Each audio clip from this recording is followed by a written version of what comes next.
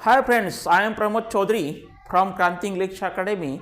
मागच्या लेक्चरमध्ये आपण प्रेझेंट परफेक्ट टेन्स पूर्ण वर्तमान काळ याविषयी माहिती घेतली होती. पूर्ण वर्तमान काळामध्ये क्रिया नुकतीच संपलेली आहे यासाठी प्रेझेंट परफेक्ट टेन्सचा वापर केला जातो. प्रेझेंट परफेक्ट टेन्सचा फॉर्म्युला आपण काय लर्न केला होता?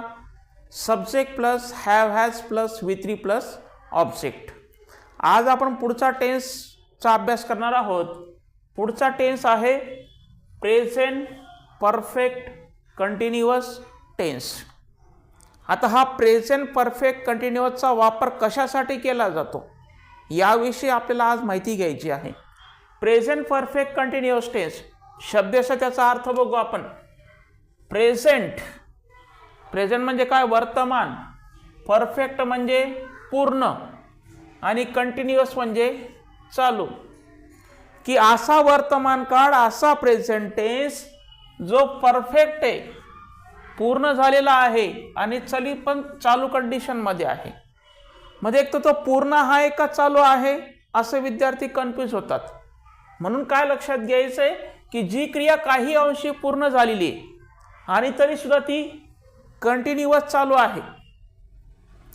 जी क्रिया काही अंशी पूर्ण झाली आणि तरी सुद्धा ती कंटिन्युअस चालू कंडिशन मध्ये आहे, अशा क्रियेच्या काळाला प्रेझेंट परफेक्ट कंटिन्युअस टेन्स म्हणतात. हे लक्षात घ्या. आता प्रेझेंट परफेक्ट कंटिन्युअस टेन्स म्हणजे काय? की जी क्रिया भूतकाळामध्ये सुरू झालेली होती, एका निश्चित काळामध्ये सुरू झाली होती आणि तरी सुद्धा ती संपलेली आहे का? नाही. तर ती क्रिया भूतकाळामध्ये सुरू होऊन आज सुद्धा वर्तमान काळात सुद्धा जी क्रिया चालू कंडिशन मध्ये आहे, अशा क्रियेच्या काळाला प्रेझेंट परफेक्ट कंटिन्युअस टेन्स म्हणतात. हे लक्षात घ्या. एखादी क्रिया सकाळपासून आतापर्यंत घडत आलेली आहे, की मी अभ्यास करत आलेलो आहे, आई स्वयंपाक करत आलेले आहेत, सर शिकवत आलेले आहेत, म्हणजे सरांनी काही तासापूर्वी शिकवण्याची सुरुवात केली होती आणि तरी सुद्धा ती शिकवण्याची क्रिया अद्यापही चालू आहे. यासाठी हा प्रेझेंट परफेक्ट कंटिन्युअस टेन्सचा वापर केला जातो. इंग्लिश स्पीकिंगसाठी, रायटिंगसाठी, रीडिंगसाठी आणि विशेष करून कॉम्पिटेटिव्ह एक्झाम स्पर्धा परीक्षांसाठी हा टेन्स खूप महत्त्वाचा आहे. प्रत्येक टेन्सचा फॉर्म्युला मोस्ट इम्पॉर्टंट आहे. मी तुम्हाला पहिल्या लेक्चरपासून सांगतोय. सिंपल प्रेझेंट टेन्सचा फॉर्म्युला काय? Subject plus V1 plus object. प्रेझेंट कंटिन्युअसचा फॉर्म्युला काय? Subject plus am is are plus VING plus object. Present perfect tense subject plus have has plus V3 plus object. आणि आजचा जो टेन्स आहे प्रेझेंट परफेक्ट कंटिन्युअस, त्याचा formula आहे subject plus has have. आता हॅज कुठं वापरायचा आणि हॅव कुठं वापरायचा त्याचा आपण अभ्यास कालच केलेला आहे. फक्त इथं एक गोष्ट महत्वाची आढळणार आहे, बीन. की हॅव बीन आणि हॅज बीन कर्त्यानंतर हॅव बीन आणि हॅज बीन लावणं मस्ट आहे, बंधनकारक आहे. त्या हॅव बीन हॅज बीन नंतर VING चा वापर केला जातो. VING म्हणजे काय सांगितलं तुम्हाला? VING म्हणजे क्रियापदाच्या पहिल्या रूपाला ING प्रत्यय वापरलं जातं, त्याला VING असं म्हटलं जातं आणि त्याच्यानंतर ऑब्जेक्ट येतं. म्हणजे फॉर्म्युला काय आहे की subject plus have been has been plus VING आणि प्लस ऑब्जेक्ट. आयडेंटिफाय टेन्स की टेन्स ओळखा, यासाठी प्रश्न विचारला जातो की तो प्रेझेंट परफेक्ट टेन्स आहे की प्रेझेंट परफेक्ट कंटिन्युअस टेन्स आहे, का तो पास्ट परफेक्ट कंटिन्युअस आहे. आयडेंटिफाय करताना हॅव बीन हॅज बीन सोबत VING येत असेल तर तो असतो प्रेझेंट परफेक्ट कंटिन्युअस टेन्स. पहिलं वाक्य बघा. पहिलं वाक्य काय आहे? He has been teaching since 1999. Present perfect continuous tense मध्ये दोन प्रिपोजिशन कंपल्सरी येणार आहेत. हे दोन प्रिपोजिशन येतील म्हणजे येतीलच. कोणते कोणते प्रिपोजिशन आहेत ते? सिन्स आणि फॉर. म्हणजे विदाउट सिन्स आणि फॉर प्रेझेंट परफेक्ट कंटिन्युअसचं वाक्य पूर्ण होणार नाही हे समजून घ्या. सिन्स आणि फॉर हे दोन प्रिपोजिशन त्या वाक्यामध्ये येणारच आहेत. बघा, he has been teaching since 1999. सुरुवात केव्हा झाली टीचिंगची? की तो त्या ठिकाणी 1999 पासून शिकवत आहे. सुरुवात झाली 1999 पासून भूतकाळामध्ये. क्रिया पूर्ण झाली आहे का? शिकवणं कंप्लीट झालं आहे का? नाही. 1999 मध्ये शिकवण्याची सुरुवात झाली आणि आज सुद्धा कंटिन्युअसली ती क्रिया चालू कंडिशनमध्ये आहे. वाक्याचा टेन्स ओळखता आला, ते वाक्य वाचता आलं, त्याचा अर्थ कळला, तर इंग्रजी बोलणं फार कठीण नाही आहे.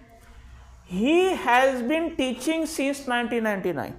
तो 1999 पासून त्या ठिकाणी शिकवत आलेला आहे. एखादी व्यक्ती असेल ते की सुरुवात केव्हा झाली? सिन्स 1999.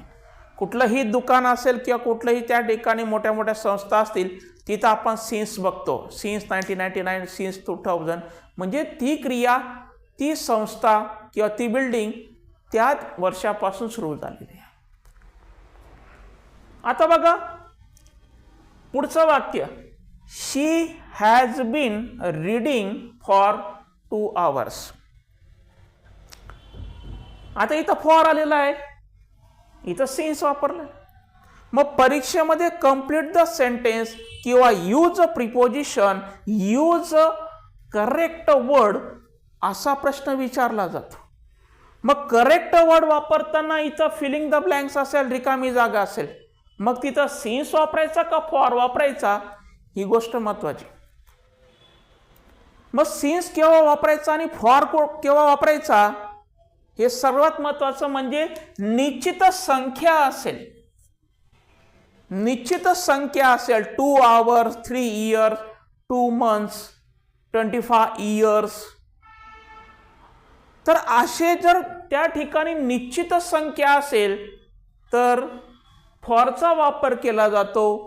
आणि फक्त वर्ष दिलेला असेल, since morning, since evening, since night, since 1999 असे अनिश्चित संख्या दाखवलेली आहे, त्या ठिकाणी सिन्सचा वापर केला जातो. म्हणजे सिन्स आणि फॉरचा वापर कुठे करायचा? कधी कधी असं होतं की या सिन्सच्या जागी फॉर पण वापरला जाईल आणि विचारलं जाईल choose the common error, sentence error सुद्धा त्या ठिकाणी विचारलं जाऊ शकतं. येणाऱ्या तलाठ्याची परीक्षा वगैरे असेल त्या ठिकाणी. पुढचं वाक्य बघा, they have been learning English for 6 months. They have been learning English for 6 months. म्हणजे काय? ते किती महिन्यांपासून? 6 महिन्यांपासून इंग्रजी शिकत आलेले आहेत. सुरुवात केव्हा झाली? 6 महिन्यांपूर्वी. क्रिया संपली आहे का? क्रिया कंप्लीट झाली आहे का? नाही.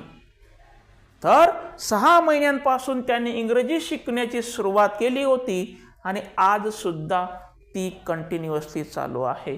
इथं फॉर का वापरला? कारण इथं 6 months निश्चित संख्या. निश्चित संख्या असेल तर त्या ठिकाणी फॉरचा वापर करायचा. Next sentence, the students have been writing letters since morning. काय सांगितलं त्या ठिकाणी? की the students have been writing letters since morning.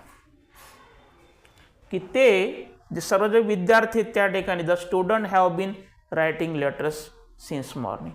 मग स्टुडंट्स त्या ठिकाणी प्लुरल नाव निवडून हॅव बीन वापरलं, इथं सिन्स का वापरलं? कारण निश्चित संख्याच नाही आहे, निश्चित संख्या नाही म्हणून त्या ठिकाणी सिन्सचा वापर केला आहे. की ते जे विद्यार्थी आहेत सकाळपासून पत्र लिहित आलेले आहेत.